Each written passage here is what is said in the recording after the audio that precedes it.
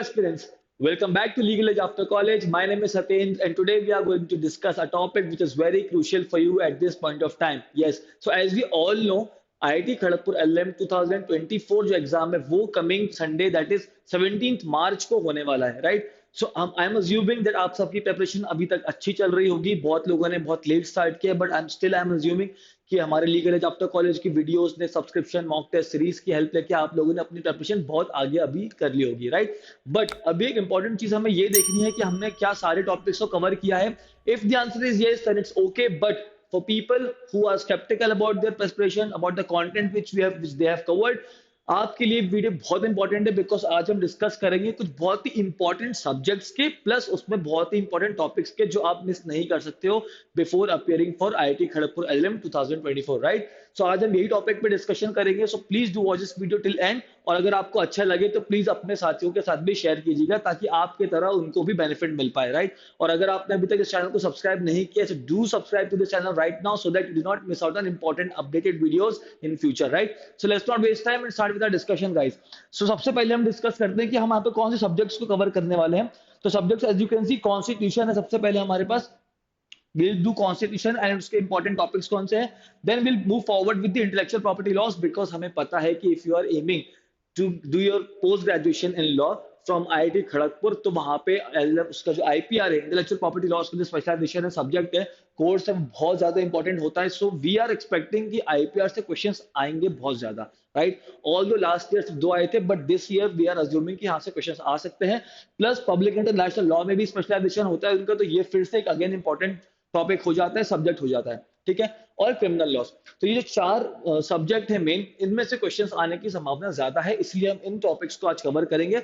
And also सिर्फ यही चार इसलिए रखे गए हैं because we know that there is a possibility of time. सिर्फ 6-7 दिन बचे हुए एग्जाम के लिए और बहुत कंटेंट डालना आपको प्रेशराइज कर सकता है. तो ये चार बहुत इंपॉर्टेंट सब्जेक्ट्स हैं, प्लस इसमें जो भी इंपॉर्टेंट टॉपिक्स होंगे वो आज हम इस वीडियो में कवर करने वाले, right? So let's start with the constitutional law guys.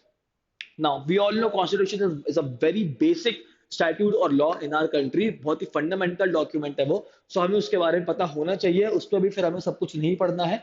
हम सबसे पहले स्टार्ट करेंगे प्रियम्बल से. प्रियम्बल आपके लिए बहुत इंपॉर्टेंट है क्योंकि इसमें जितने भी वर्ड्स यूज करे गए हैं like equality, fraternity, sovereignty, secularism, all this thing, ये सारे आपको बहुत ही अच्छे से पता होने चाहिए. इनफैक्ट आपको प्रियम्बल तो एड वर्बैटिम याद होना ही चाहिए, राइट? और इसमें कौन से जो वर्ड्स है वो अमेंडमेंट के थ्रू आए थे 42nd में. अगर सोवरेन है, सोशलिस्ट है, सेक्युलर, कोई भी वर्ड अगर आया है आपको ये सारे पता होने चाहिए. क्वेश्चंस उसमें से आते हैं. तो अगेन प्रियम्बल बहुत इंपॉर्टेंट है. If you move to part 3 that is fundamental rights, सबको पता है बहुत इंपॉर्टेंट है, आपको बिल्कुल मिस नहीं करना है. 12 to 35 आपको बिल्कुल एक एक आर्टिकल याद होना चाहिए. इसमें पार्ट 3 में केस लॉज भी बहुत इंपॉर्टेंट हो जाते हैं, राइट? बेसिक स्ट्रक्चर्स का अगर कोई केस है, राइट, या फिर कोई रिजर्वेशन रिलेटेड कोई अगर केस है, ये लैंडमार्क केस पुराने भी हो सकते हैं 60s 70s 80s के, या फिर कोई बहुत ही रीसेंट लैंडमार्क जजमेंट भी हो सकते हैं, राइट? तो ये आपको करना है. पार्ट 4 में आप देखोगे डीपीएसपी. पार्ट 4 में देखोगे आप फंडामेंटल ड्यूटीज. ये भी बहुत इंपॉर्टेंट है. ये भी आपको हो सके तो ये सारे आर्टिकल्स इसमें पता होने चाहिए. पार्ट 4 में तो 51A है, सिर्फ आपको सिर्फ उसके सब क्लॉजेस याद करने हैं. पार्ट 4 डीपीएसपीज में भी आप कोशिश करें कि 36 से लेकर आर्टिकल 51 तक आप सारे एक एक करके उसको याद ही कर लें, क्योंकि यहाँ पे डायरेक्ट आर्टिकल बेस्ड क्वेश्चन में पूछा जाता है, राइट? कि ऑर्गेनाइजेशन ऑफ विलेज पंचायत किस में दिया हुआ है, तो आपको 40 आर्टिकल 40 करना होगा. या फिर फ्री लीगल एड की बात किस में की गई है. तो ये सारे अगर आप याद रखेंगे एड वर्बैटिम तो आपके लिए अच्छा होगा, ठीक है? देन पार्ट 5 में जो यूनियन की बात करते हैं, कैसे यूनियन बहुत वास्ट एक चैप्टर हो जाता है, राइट? बिकॉज यहाँ पे आप देखोगे 52 से लेके 151 तक ऑलमोस्ट 100 आर्टिकल्स कवर होते हैं. So obviously I am not expecting you guys to read everything. तो यहाँ पे जो पार्ट 5 है इसमें अगर आप प्रेसिडेंट और पार्लियामेंट के रिगार्डिंग जितने भी प्रोविजंस है ना वो आप कर सकते हो कवर. प्रेसिडेंट में आप उसका अपॉइंटमेंट, क्वालिफिकेशन, या फिर जो इम्पीचमेंट कैसे होता है, पावर्स क्या होते हैं, वो सब. पार्लियामेंट में भी आप यही कर सकते हो, लोकसभा और राज्यसभा की सिटिंग क्या होती है, मेंबर्स कितने होते हैं, कौन कौन से इंपॉर्टेंट सेशंस होते हैं, राइट? और वो उनके रेजोल्यूशन कैसे पास होते हैं, ऑल दीज बेसिक थिंग्स. उसके बाद इसमें आप एक और चीज कोशिश कर सकते हो कि अगर जैसे कि अटॉर्नी जनरल की पोस्ट है वो कहाँ से आती है, वाइस प्रेसिडेंट है, ये सारे भी थोड़े बहुत आप याद कर सकते हो. इसको डेप्थ में मत करना. डेप्थ में आपसे प्रेसिडेंट कर सकते हो, पार्लियामेंट कर सकते हो, राइट? नाउ उसके बाद आते हैं इलेक्शन के. पार्ट 15 जो है इलेक्शंस आज के टाइम पे, जैसे कि इस साल इलेक्शंस होने वाले हैं, right? We all know general elections होने वाले हैं अभी लोकसभा के, तो यहाँ पे इलेक्शन से भी क्वेश्चन आ सकते हैं, इसलिए पार्ट 15 इज इंपॉर्टेंट. इमरजेंसी हमेशा से एक हॉट टॉपिक रहता है, हमारे कॉन्स्टिट्यूशन का। इसको आप डेफिनेटली करें। आपको ज्यादा सेक्शन इसमें नहीं करने होंगे, 352 से लेकर 360 तक आपको करने हैं, तो ज्यादा उसमें टाइम नहीं लगेगा। बाकी अमेंडमेंट इंपॉर्टेंट होता है, बिकॉज कॉन्स्टिट्यूशन के जितने भी कॉन्ट्रोवर्शियल टॉपिक्स होते हैं वो अमेंडमेंट से ही होते हैं, राइट। आपको पता होगा कि ईश्वरनाथ भारती या फिर सज्जन सिंह या फिर गोलकनाथ, ये सब में क्या चला है, पूरी जो पूरी चेन थी वो अमेंडमेंट के रिगार्डिंग ही थी, इसलिए अमेंडमेंट आपको पता होना ही चाहिए, राइट। इतना अगर आप कर लिए, आपके लिए कॉन्स्टिट्यूशन अभी अच्छा हो जाएगा। प्लस इसके साथ आप एक और चीज कर सकते हैं कि आपको शेड्यूल्स भी याद होने चाहिए, राइट। इजी चीज है, आपने बहुत बचपन से ये सारी चीजें तो आप करते आ रहे होंगे, राइट। तो शेड्यूल्स भी अगर आप याद कर लेंगे तो आपके लिए अच्छा होगा, ठीक है। ये था कॉन्स्टिट्यूशन का गाइस। नाउ इसके बाद हम करते हैं intellectual property law. Intellectual property में हम सारे सब्जेक्ट वाइज, यानी कि कॉपीराइट, ट्रेडमार्क, पेटेंट, तीनों का हम डिस्कशन करेंगे। IPR, as I mention earlier in this video, it's very important, very very important. और although last year question नहीं आए थे, बट दिस ईयर डेफिनेटली आ सकते हैं। और ऐसा भी हो सकता है कि अगर लास्ट ईयर से 2 क्वेश्चन आए थे तो इस बार वो 15 भी पूछ लेंगे, तो आपको शॉक नहीं होना है, बिकॉज उनका स्पेशलाइजेशन, उनका जो फिनिसी है, उनका जो फोटे है आईआईटी खड़गपुर एलएलएम का, वो है आईपीआर में। तो वो डेफिनेटली आपको क्वेश्चंस पूछ सकते हैं, ठीक है।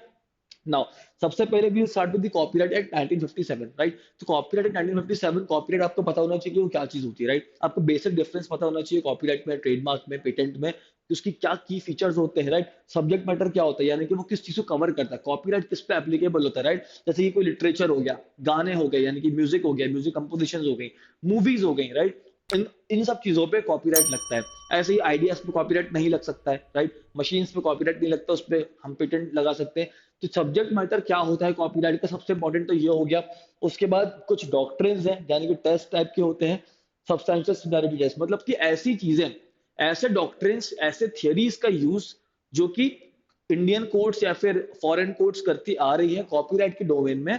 जब भी कोई ऐसा कॉपीराइट रिलेटेड केस आता है, ठीक है, जैसे कोई इशू आया कि whether the said material in the instant case is subject to copyright or not, or in violation of the copyright act or not। तो उसमें कोर्ट क्या क्या यूज करता है, सब्सटेंशियल सिमिलैरिटी देखता है कि कितना परसेंट कॉपी किया गया है पुराने काम से, ठीक है। तो ये सारी चीजें जो यूज होती हैं, या फिर अगर कोई डिफेंस लिया जा रहा है डिफेंडेंट के द्वारा कि उसने भाई फेयर यूज किया, जैसे कि फेयर यूज आप देखो कॉपीराइट एक्ट में दिया हुआ है कि अगर आप रिसर्च पर्पस के लिए कर रहे हो, टीचिंग के लिए कर रहे हो, अगर आपने अपनी किसी बुक में उसका रेफरेंस दिया है किसी प्रायर आर्ट का, है ना, और आपने उसमें अगर उसमें साइटेशन दिया हुआ है, यानी कि आपने एक्नॉलेज किया है कि this is not my work, किसी और का काम है, और मैंने वहां पे नीचे उनकी डिटेल्स मेंशन किया एज अ फुटनोट, तो वो सारी चीज फेयर यूज में आती हैं, जो कि परमिसेबल होती हैं।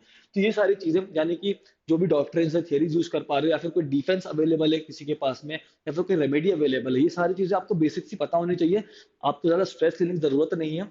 अगर आपके पास कोई मटेरियल नहीं है, कोई कंटेंट नहीं है, तो आप बहुत सारा फ्री जो मटेरियल होता है ऑनलाइन पे, इधर यूट्यूब और थ्रू ब्लॉग्स, आप अगर उनको भी रेफर करेंगे तो आपको बहुत सारा काम यहाँ पे हो जाना चाहिए, राइट। बाकी एलईसी के चैनल पे आप जितना हो सके आप फ्री कंटेंट अवेल करें। यहाँ पे बहुत सारे सब्जेक्ट्स के ऑलरेडी वीडियोस बन चुके हैं, तो जिस भी मैटर पे आपको सब्जेक्ट, आप कोशिश करें, आप उसको टाइप कर सकते हैं, आपको कोई ना कोई तो वीडियोस में मिल ही जाएगी, राइट। तो उसके बाद आप कर सकते हैं लाइसेंसिंग एंड टर्म, कि लाइसेंस का प्रोसीजर क्या है, कॉपीराइट आपको कैसे मिलेगा, कौन देता है, is it the controller general या फिर कॉपीराइट का कोई अलग ऑफिसर है, ये आपको नोट करना चाहिए, ठीक है। कितने टर्म के लिए होता है, जैसे कि कॉपीराइट अगर आप नॉर्मली देखोगे तो लाइफ टाइम के लिए रहता है किसी भी ऑथर का, किसी भी क्रिएटर का, plus 60 years after that person is dead, ठीक है। तो ये इसका बेसिक सा टर्म होता है। आपको टर्म सबके लिए एप्लीकेबल है, लाइक आपको पेटेंट्स के लिए भी याद रखना है, आपको ट्रेडमार्क के लिए भी याद रखना है, राइट। तो ये सारी चीजें इंपॉर्टेंट हो सकती हैं। प्लस इसमें जो आपको आईपीआर में एक चीज और ध्यान रखनी है, वो है इंपॉर्टेंट केस लॉस, क्योंकि आपको ट्रेडमार्क, कॉपीराइट और पेटेंट में, तीनों में आपको ऐसे बहुत सारे केसेस मिलेंगे जो कि इतने ज्यादा लैंडमार्क है कि आप उनको मिस नहीं कर सकते हो, आपको बिल्कुल पता होना चाहिए। जैसे कि कॉपीराइट की अगर हम बात करूं तो यहाँ पे एक केस होता है, डीबी मोदक का केस है, ठीक है। ये केस ऐसा है कि अगर किसी ने भी आईपीआर पढ़ा है तो वो इस केस को नहीं भूल सकता, वो सीधे बोल देगा कॉपीराइट का केस है, ठीक है। ऐसी एक आरजी आनंद केस है। तो ऐसे जितने भी आप टॉप 5 केस ले सकते हो, उससे बाहर ज्यादा नहीं आएगा।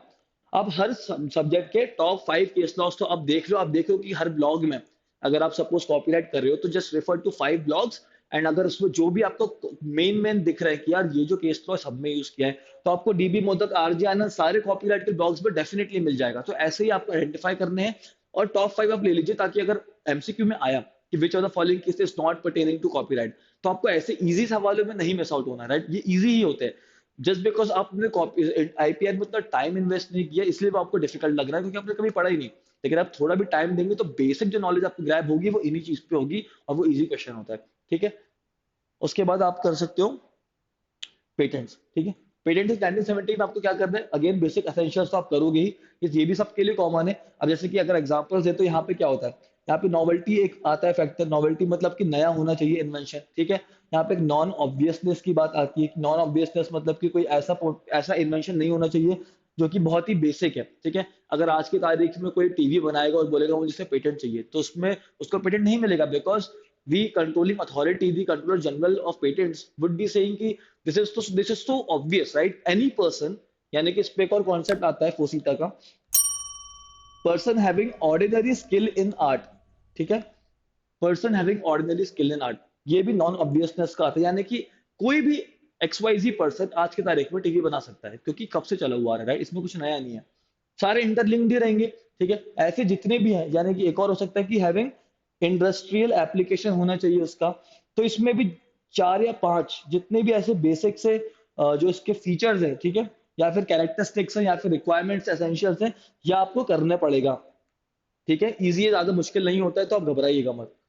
पेटेंटेबल, नॉन पेटेंटेबल, आप देखोगे section 3 of the patents act में मेंशन है कि भाई what all inventions are patentable, या फिर कौन से नॉन पेटेंटेबल हैं, राइट। फॉर इंस्टेंस, अगर आप एटॉमिक एनर्जी या फिर और या फिर कोई मेडिकल रिसर्च पे अगर कोई पर्टिकुलर जो ऐसा सेंसिटिव अगर कोई टॉपिक है न्यूक्लियर एनर्जी से फॉर इंस्टेंस, आप उससे पेटेंट लेने के लिए जाएंगे तो आपको प्रॉब्लम हो सकती है, और बहुत केस में पेटेंट नहीं भी दे जाएगा, ठीक है, क्योंकि वहां पे गवर्नमेंट के पास अथॉरिटी होती है कि वो उनको वैसे ही यूज कर ले फॉर पब्लिक गुड, राइट। ऐसे आपको सेक्शन 3 एक बार चेक करना है। इन्फ्रिंजमेंट एंड रेमेडीज यहाँ पे आपको देखनी पड़ेंगी। अगेन जैसे कि हमने कॉपीराइट में देखा, पेटेंट में भी ऐसे होता है, राइट। पेटेंट अगर कोई इन्फ्रिंज करेगा तो उसमें रेमेडीज क्या हो सकती है, ठीक है। इन्फ्रिंजमेंट कैसे हो सकता है, रेमेडीज कैसे अपील करनी है, ये सारी चीजें आपको यहाँ पे देखनी होंगी। प्लस यहाँ पे भी आप एक चीज नहीं है बेसिक एसेंशियल्स में, आप टर्म वाली चीज भी देख सकते हो, देखना ही चाहिए। जैसे कि यहाँ पे अगर पेटेंट्स की बात करोगे तो the usual time period for which the patent is granted is 20 years, right. ऐसी आपको और भी चीजें देखनी पड़ेंगी। इंटरनेशनल कन्वेंशंस क्या होते हैं, बहुत सारे इंटरनेशनल कन्वेंशंस होते हैं, जैसे कि ट्रिप्स हो गया है, ठीक है। ट्रिप्स के बाद आपने मैड्रिड प्रोटोकॉल देखा है for that is for trademark, but यहाँ पे पेटेंट से रिगार्डिंग भी कितने हो चुके हैं, ये सारे आपको देखने पड़ेंगे, ठीक है ना। लैंडमार्क केसेस यहाँ पे भी आपको करने हैं, राइट। पेटेंट की अगर आप बात करोगे तो यहाँ पे भी जैसे कि मैंने लास्ट में बताया डीबी मोदक हो गया, फिर आरजी आनंद हो गया, वैसे यहाँ पे भी आपको बहुत सारे केसेस देखने मिल जाएंगे, जैसे कि एक डायमंड वर्सेस चक्रवर्ती का केस है, जो आपको सारे वीडियोस में सारे ब्लॉग्स में देखने को मिलेगा। ये बहुत ही, this is equal to Kesavananda Bharati of constitution of India, right. Every person who has studied constitution does know about the Kesavananda. वैसे ही पेटेंट्स अगर आपने पढ़ा है, आपको डायमंड वर्सेस चक्रवर्ती पता होता है, और ऐसे ही एक और केस है नोवार्टिस का, ठीक है। ये मैं सबके दो दो एग्जांपल दे रहा हूँ, लेकिन आपको और थोड़ी सी रिसर्च करके एटलीस्ट 5 तो आप निकाल ही सकते हो, ठीक है। Novartis versus union of India था ये, ठीक है।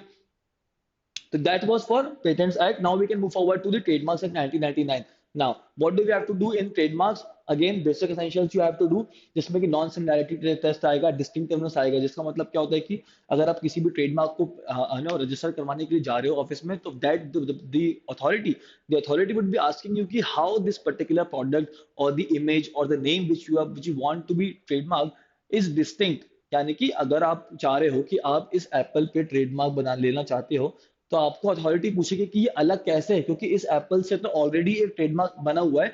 तो अगर आप इस एप्पल का ट्रेडमार्क लोगे तो हो सकता है कि जो नॉर्मल पब्लिक है, it might create a confusion in the minds of those people and they will and up buying this product and not that product, ठीक है। तो नॉन डिस्टिंक्टिवनेस, या फिर नॉन, और एक नॉन जेनेरिक भी होता है। इसका मतलब क्या होता है कि सपोज अगर आप वहां पे जाते हो ट्रेडमार्क ऑफिस में and you are saying that you want a trademark for this word masala, ठीक है। So the right person would be saying that you cannot be granted patent for this word because it is so generic in nature, right? यहाँ पे जितने generic word हैं आप उनको नहीं ले सकते, जैसे कि आप एप्पल पे भी नहीं ले सकते अगर आप एप्पल का ही कुछ काम कर रहे हो तो, ठीक है। एप्पल को यहाँ पे ट्रेडमार्क मिल चुका है किसमें, इलेक्ट्रॉनिक गुड्स में, तो वो जस्टिफाइड है। लेकिन अगर आप एप्पल के नाम से बिजनेस करना चाहते हो एप्पल का ही, तो आपको वहां पे नहीं मिल सकता। ऐसे ही मसाला नाम से अगर आप कोई मसाला बेच रहे हो तो आपको नहीं मिलेगा ट्रेडमार्क, लेकिन किसी कुछ और बेच रहे हो मसाला नाम से, अगर आप कोई लेट्स से कोई मूवी चला रहे हो उस पर आपको मिल जाएगा, ठीक है। Now terms of licence, again आपको जैसे कि हमने देखा फॉर कॉपीराइट फॉर पेटेंट्स, तो अगेन ट्रेडमार्क्स के लिए भी आपको यहाँ पे देखना पड़ेगा। अगर 10 इयर्स होता है, अगर 5 इयर्स के लिए एक्सटेंड कर सकते हैं, तो ये सारे प्रोविजंस अच्छे से आपको देखने चाहिए। Infringement again and remedies like passing of. अब यहाँ पे देखो इन्फ्रिंजमेंट होता है और एक अगर बिना इन्फ्रिंज के, जैसे कि यहाँ पे आप ट्रेडमार्क्स में एक चीज और देखोगे कि it is not mandatory for the holder, for the holder of the name or any image. It is not mandatory for that person to register it or to get, to pay the fees or to get a trademark officially. Even if that word or trademark is not registered, still there is a remedy called passing off. ठीक है? अब ये remedy कहाँ से आई? ये common law remedy है। ठीक है? तो ये सारी चीजें भी जो कि रेमेडीज में आती हैं, ये भी आपको देखनी होंगी।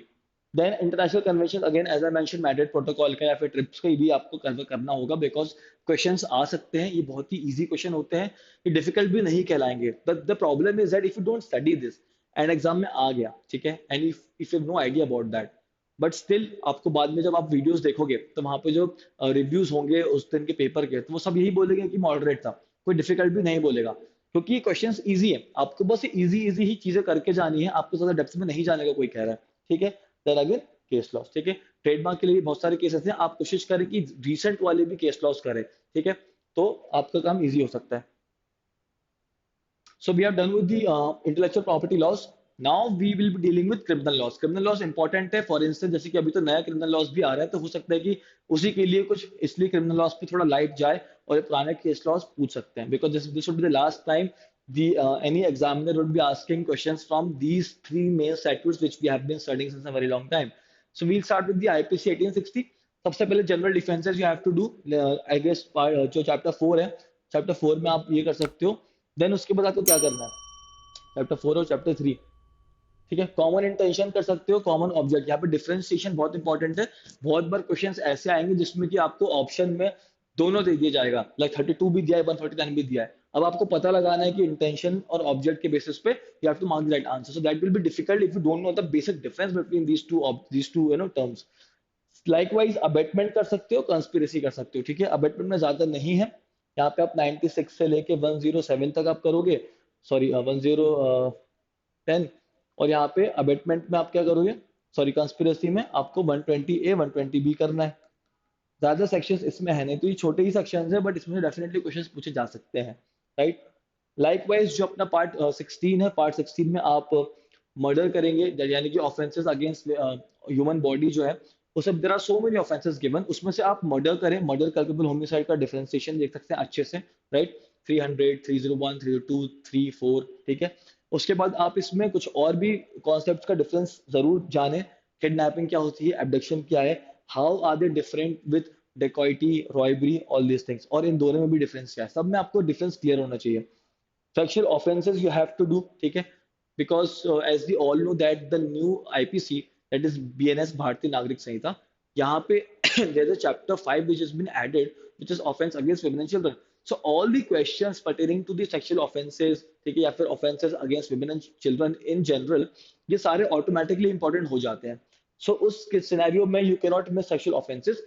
Also आप चाहें तो एक बार 2013 के अमेंडमेंट पे भी नजर डालें, या फिर ऐसा कोई अमेंडमेंट जैसे कि 2018 का भी अमेंडमेंट है, जहां पे ऑफेंसेस अगेंस्ट विमेन को बहुत स्ट्रिंजेंट कर दिया गया। ठीक है? ये सारे आपको देखने पड़ेंगे। नाउ उसके बाद अटेम्प्ट रिलेटेड प्रोविजन आप देख सकते हो, 307 में अटेम्प्ट टू मर्डर अगर है, 308, 309, या फिर जो पूरा एक चैप्टर बनाया गया है लास्ट के 23 दैट कंटेन्स सेक्शन 511, वो भी आपको देखना होगा, राइट, क्योंकि उसमें कितनी पनिशमेंट होती है अटेम्प्ट करने की, ये आपको पता होना चाहिए, क्योंकि क्वेश्चन आ सकता है। नाउ डेफेमेशन, ये बहुत ही पॉपुलर एक ऑफेंस होता है, ऑल दो सिविल भी होता है, क्रिमिनल भी होता है, बट क्रिमिनल वाला भी कम पॉपुलर नहीं है। यहाँ पे बहुत एफआईआर होती है, वी ऑल नो, हम रोजमर्रा की जिंदगी में न्यूज में देखते रहते हैं, किसी पॉलिटिकल पार्टी ने दूसरे पॉलिटिकल पार्टी के लीडर पे डेफेमेशन कर दिया बिकॉज उन्होंने कुछ XYZ चीज बोल दी, राइट। तो इसमें आपको सारे कॉन्स्टिट्यूएंसी पता होने चाहिए, उसके डिफेंसेस पता होना चाहिए कि भाई अगर truth is the defence then you should be knowing about that. ठीक है? उसके बाद हम आते हैं सीआरपीसी पे। गाइस सीआरपीसी में क्या है, definition clause you have to do, because यहाँ पे there are so many concepts ना which are very confusing. For instance cognizable, non cognizable में आपको डिफरेंस देखना पड़ेगा, बेलेबल, नॉन बेलेबल क्या होता है, आपको पुलिस रिपोर्ट कौन से सेक्शन की पुलिस रिपोर्ट की बात हो रही है यहाँ पे, ये सारी चीजें आपको पता होनी चाहिए। Arrest and its related provisions, ठीक है, इसका जो पूरा चैप्टर है, powers of the police officers to arrest, ठीक है, या फिर अरेस्ट ऑफ पर्सन, चैप्टर 5, ये आपको डेफिनेटली करना है, या आप मिस नहीं कर सकते हो। If I am not wrong it's 41 to 60A, ठीक है, अरेस्ट ऑफ पर्सन आपको करना ही पड़ेगा। क्या पावर्स होती हैं इसमें, अगर कोई गाइडलाइंस अगर आई थी बहुत पुरानी, जैसे कि DK बासु की कोई गाइडलाइन थी, तो ये सारे आप मिस नहीं करेंगे, ये आपको पता होना चाहिए, ठीक है। या फिर अवनीश कुमार का अगर कोई जजमेंट था उसमें भी अरेस्ट की बात की गई थी, तो आपको पता होना चाहिए ये सारी चीजें, ठीक है। साथ में कोशिश करना कि आप जो जितने भी टॉपिक्स है जो कि ऑब्वियसली कम है, उसके साथ में अगर आप कोई केस लॉस देख पा रहे हो तो आपके लिए बहुत अच्छा एडवांटेज हो सकता है, बिकॉज केस लॉस से क्वेश्चन आने की probability is quite high. And if you are getting the opportunity to do the case laws simultaneously, try to do it, ठीक है। That way you will be able to save a lot of time, plus आपके chances सही answer mark करने के भी बढ़ सकते हैं, राइट। Now concept of FIR and its related provisions. तो व्हेन आई से कॉन्सेप्ट ऑफ एफआईआर, तो इसमें आपको चैप्टर 12 की बात हो रही है, ठीक है। Information to the police of cognizable offences, तो यहाँ पे आपको ये वाला सेक्शन चैप्टर करना होगा, ठीक है। ज्यादा नहीं है, इसमें भी 152 से 176 तक ही है, आप डेफिनेटली इसको कर सकते हो। नाउ बेल के प्रोविजंस भी बहुत इंपॉर्टेंट होते हैं गाइस किसी भी क्रिमिनल लॉयर के लिए बेल एक बहुत इंपॉर्टेंट एक टॉपिक होता है, या फिर सोर्स ऑफ रेवेन्यू भी आप कह सकते हो। बेल कितने तरीके की होती है, default bail, anticipatory bail, transit bail, ये सारी चीजें आपको पता होनी चाहिए। चैप्टर 33 की हम यहाँ पे बात कर रहे हैं, है ना। अब चैप्टर 33 क्या है, 436 से लेके 450 तक होता है, लेकिन आपको ये सारे नहीं करने हैं, बिकॉज यहाँ पे इस पूरे सेक्शंस में बेल बॉन्ड्स की भी बात होती है, which is not a very important for us. So we'll stick to the basic provisions of bail, जिसमें कि हम 436 से लेके 439 भी कर लेंगे तो हमारे लिए काम हो जाएगा, राइट। वहां पे आप डिफॉल्ट बेल कर सकते हो, डिफॉल्ट बेल 167 में हालांकि आता है, ठीक है। एंटिसिपेटरी बेल करोगे, 437 में भी डिफॉल्ट बेल ही होती है, वो भी 438 में एंटिसिपेटरी बेल होती है, ठीक है। और ट्रांजिट बेल भी आप देख सकते हो। तो ऐसे कुछ सेक्शन आपको करने हैं, ज्यादा नहीं, 3 या 4 ही करने हैं आपको। Now inherent power of high court, ये 482 तो भाई बहुत इंपॉर्टेंट हो जाता है। Inherent powers of the high court, ये आपका इतना बेसिक नॉलेज होता है ना कि being a law student, being a lawyer आपको पता ही होना चाहिए, otherwise there will be no difference between you and a common person, ठीक है। तो 482 में क्या पावर्स होती हैं, पावर्स होती हैं कॉशिंग ऑफ एफआईआर की, कॉशिंग ऑफ एनी क्रिमिनल प्रोसीडिंग्स की, अगर किसी मजिस्ट्रियल कोर्ट में स्टार्ट हो गई, सेशंस में स्टार्ट हो गई है, या फिर कॉशिंग ऑफ एनी इन्वेस्टिगेशन भी अगर चल रही है पुलिस के द्वारा, तो भी आप कॉश हो सकती है। इतनी पावर्स होती हैं हाई कोर्ट की। नाउ समन्स एंड वारंट्स भी करना बहुत जरूरी है गाइस, क्योंकि यहाँ पे और ये दोनों की है, summons and warrants for the appearance of persons as well as for the production of evidences also, ठीक है। ये आपको चैप्टर 607 आपको दोनों करने पड़ेंगे, इसमें हाईली इंपॉर्टेंट है ये। आप पूरा मत करिएगा इसको, जैसे कि अगर आप प्रोडक्शन ऑफ पर्संस की बात करोगे तो वो 61 से लेके 90 तक है, राइट, 90 और 90A। तो ये आपको पूरा करोगे तो बहुत टाइम हो सकता है। So I will suggest you one thing, open the bare act, read the index, index में ही पढ़ के आपको समझ में आ जाएगा कि इसमें से कौन सा इंपॉर्टेंट है, ठीक है। वैसे करना। Same you can apply for the chapter 7, that is production of evidences. तो यहाँ पे 91 से लेके जो 105 है, इसमें भी आप सेम चीज कर सकते हो, ठीक है। Now now will move to the Indian evidence act 1872। ये एक्ट थोड़ा छोटा लगता है लेकिन इंपॉर्टेंट बहुत ज्यादा है, इसलिए आप यहाँ पे चैप्टर 2 सबसे पहले करें, रेलिवेंसी ऑफ फैक्ट्स, ठीक है। ये आपको 5 से लेके 55 तक करना है। हो सके तो आप इसकी पूरी रीडिंग ना करें, क्योंकि ये टाइम बहुत कंज्यूम करेगा। इसलिए आप स्टार्टिंग में भी सेक्शन देखेंगे ना, वो बहुत इंपॉर्टेंट, जैसे कि 6 हो गया, डॉक्ट्रिन ऑफ रेस जस्टिस की बात करता है। उसके बाद 7 कर सकते हो, 8 कर सकते हो, जो कि मोटिव और इंटेंशन और प्रिपरेशन की बात करता है। तो आप स्टार्टिंग के सेक्शंस फिर से अगर आप इंडेक्स देखोगे, या फिर if you have any book जहाँ पे एमसीक्यूज दिए हुए हैं बहुत सारे, आप उसको भी लगा सकते हो, आपको एक आइडिया आएगा कि कौन सा इंपॉर्टेंट है, right. Burden of proof, burden of proof अगर आप देखो चैप्टर 7 में, ठीक है, तो ये इंपॉर्टेंट तो होता है, ठीक है, 101 से 114A। Burden of proof important क्यों है, क्योंकि एविडेंस एक्ट में, कोर्ट प्रोसीडिंग में सबसे ज्यादा इंपॉर्टेंट ये होता है कि एविडेंस देना है, किसको देना है और किसकी रिस्पॉन्सिबिलिटी है उसको प्रूव करना। और अगर सामने वाली पार्टी प्रूव नहीं कर पाती तो ऑपोजिट पार्टी जीत जाती है केस को ऑलरेडी, ठीक है। तो ये बहुत इंपॉर्टेंट होता है किसी भी क्रिमिनल प्रोसीडिंग में। ना इसके बाद अमेंडमेंट्स टू आईटी एक्ट का क्या मतलब होता है, वो सारे सेक्शन जो कि आईटी एक्ट के आने के बाद चेंज हुए थे एविडेंस एक्ट में, जैसे कि सेक्शन 65B 65A जितने भी हैं, इलेक्ट्रॉनिक एविडेंस के रिगार्डिंग, इलेक्ट्रॉनिक सिग्नेचर, ये सारी चीजें आपको करनी होंगी, राइट। ना टॉस इन चीफ चैप्टर 10, ये भी आपको करना है, इंपॉर्टेंट होता है। क्यों, क्योंकि यहाँ पे ये जो दो स्किल्स, ये स्किल्स हैं, ये कोई टॉपिक्स भी आप इसको मत समझो, बीइंग अ लॉ स्टूडेंट और लॉयर, ये ऐसी स्किल होती है जो कि हर क्रिमिनल लॉयर इसको सीख करने की कोशिश करता है कि उसका क्रॉस अच्छा हो जाए, उसका चीफ अच्छा हो जाए, ठीक है। तो ये प्रोविजंस किसी भी अक्यूज के लिए बहुत इंपॉर्टेंट होते हैं, क्योंकि उसको ये सब फेस करना होता है। इंपॉर्टेंट है, डेफिनेटली इसको आप करो। इतने हमने दिए, like there are 4 topics. If you are able to do this, I think you will cover most of the questions with right answers, ठीक है। Now we can move to the next topic guys, that is public international law. So as I mentioned earlier in this video, IPR के साथ में उसके बाद अगर कोई बहुत इंपॉर्टेंट टॉपिक है वो है पब्लिक इंटरनेशनल लॉ। वो क्यों है? क्योंकि स्पेशलाइजेशन इसका भी मिलता है। नाउ इसमें आपको बहुत चीजें नहीं करनी, बहुत चीजें करनी पड़ सकती है, because you can see this long list, but वो दिखने में है, अभी सम अप हो जाएगा। सोर्स ऑफ पीआईएल क्या होते हैं कि पब्लिक इंटरनेशनल लॉ के सोर्स क्या हो सकते हैं? There are treaties, there are UN, united organisations के जितने स्टैट्यूट्स है वो सारी चीजें होती है। तो उसके सोर्सेस क्या है सबसे पहले? उसके बाद theories and differences between municipal and international law. तो म्युनिसिपल लॉ मतलब कि लोकल लॉ, इंटरनेशनल लॉ में डिफरेंसेस क्या है, थियरीज कौन कौन सी होती है, सब्जेक्ट्स कौन कौन से कवर करते हैं। सब्जेक्ट्स मतलब कि क्या होता है? सब्जेक्ट्स यहाँ पे कि लॉ जिसको कवर कर रहा है। तो यहाँ पे जो इंटरनेशनल लॉ है वो करता है किसको? स्टेट को करता है, इंडिविजुअल को करता है, या फिर इंटरनेशनल ऑर्गेनाइजेशंस को करता है, जैसे कि आईएलओ हो गया, यूएन है, या फिर यूनेस्को है, ऑल दीज थिंग्स। ठीक है। Now recognition, legal side effects, legal effects of recognition. Recognition क्या होता है? फॉर इंस्टेंस आपने सुना होगा कि रिसेंटली, नॉट रिसेंटली बट दो या 3 साल पहले, ड्यूरिंग कोविड, अफगानिस्तान में तालिबान का रूल आ गया था। ठीक है। Taliban overthrew the then government and started its own rule. ठीक है। तो Taliban is the current government in Afghanistan. So now अब जब किसी भी देश में कोई नई सरकार आती है, ठीक है, तो उसको बाकी जो कंट्रीज हैं, या फिर यूं समझ लो कि इंटरनेशनल लेवल पे क्या उसको रिकॉग्नाइज किया जा रहा है एज द गवर्नमेंट। सो उस टाइम जब तालिबान आए थे तो most of the countries did not recognise Taliban as the official government of Afghanistan. बहुत लोगों ने इनकार किया, बट कुछ लोग ऐसे भी थे जैसे कि चाइना हो गए, या फिर रशिया है, या फिर नॉर्थ कोरिया है, उन्होंने सबसे पहले इसको रिकॉग्नाइज किया। राइट। और बहुत सी countries including India we did not recognise Taliban as the government. इसको बोलते हैं रिकॉग्निशन। अब इसके इफेक्ट्स क्या होते हैं ये भी आपको पढ़ने पड़ेंगे। राइट। State succession. अब किसी स्टेट को अगर कोई स्टेट एक्वायर कर रहा है, it could be any reason, military हो सकता है या फिर किसी पैक्ट के थ्रू हो सकता है, वो कैसे होता है, उससे क्या रिपरकशंस होते हैं, क्या उसके आफ्टर इफेक्ट्स होते हैं। High seas, UNCLOS. High seas मतलब क्या होता है? Law related to high seas, यानी कि वो वाला पार्ट समंदर का जहाँ पे किसी भी कंट्री का जुरिसडिक्शन नहीं होता है, उसको हम, जैसे कि हमने देखा 200 नॉटिकल माइल्स के बाद में हाई सी स्टार्ट हो जाता है ना, तो उस पे जो लॉ है वो है यूएन क्लॉज। अब यूएन क्लॉज के प्रोविजन आपको देखने पड़ेंगे।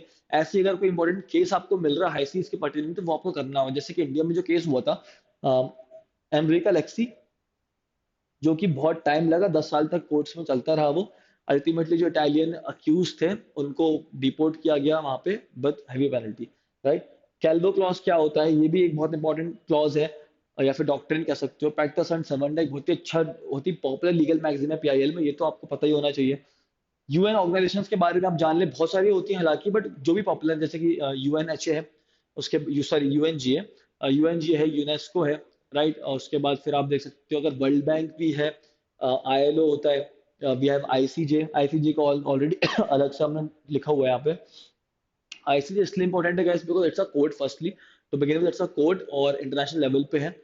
और इसका जो स्टैट्यूट है वो भी बहुत क्रिस्प है, इंपॉर्टेंट क्वेश्चन आते हैं उसके। फॉर इंस्टेंस स्लैट पीजी में 2 साल पहले यानी कि 22 में आईसीजे का क्वेश्चन आया था जब रशिया वर्सेस यूक्रेन का वॉर चल रहा था, उसको जजमेंट पास हुआ था। तो 10 question were asked from the this particular topic, that is ICJ, and that case for Ukraine versus Russia. Right. तो इसके डायरेक्ट क्वेश्चंस भी आते हैं स्टैट्यूट के। फॉर इंस्टेंस की which section provides for the composition of the bench of ICJ. या फिर आप ये भी देख सकते हो कि इंडिया के साथ कनेक्शन क्या है। ठीक है। अगर इंडिया से दलवीर भंडारी एज द जज वहां पे आईसीजे बैठे हुए हैं, वो इंपॉर्टेंट होगा। पुराने भी अगर कुछ जजेस आ चुके हैं वो भी आपको याद रखना चाहिए। Right. Now so this was all from our side guys. So I hope कि जो वीडियो आपको अच्छी लगी होगी। हमने 4 मेजर सब्जेक्ट्स डिस्कस किए, जिसमें कि हमने बहुत सारे मेजर टॉपिक्स जो आप नहीं मिस कर सकते हो हमने वो कवर किया है। अभी टाइम ज्यादा नहीं है, so इसलिए still again I am reiterating, you don't have to feel afraid, it's okay even if you have missed the majority of the chunk of these topics which I've mentioned. It's completely fine because it won't take a lot of time. आप दिन में एक subject भी करोगे तो जो 4 subject हमने करे हैं वो आपके 4 दिन में हो जाएंगे। राइट। फिर उसके बाद आप नेक्स्ट 2 डेज उसको रिवाइज भी कर सकते हो। Right. So thank you so much guys. अगर कोई प्रॉब्लम होती है तो आप डेफिनेटली कमेंट बॉक्स में आप कमेंट कर सकते हो, and the team will reach out to you in order to solve your problem. Right. Don't worry, LAC team is always with you. So that's it from my side guys. This was Satyendra signing off. Thank you so much and all the very best for your preparation.